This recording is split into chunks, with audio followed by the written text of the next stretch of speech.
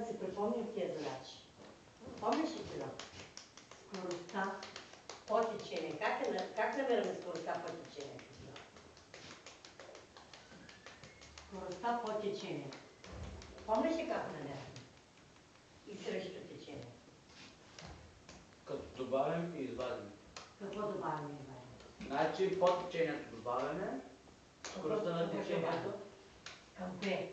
Към кого да добавим? Към скоростта на лодката. Не.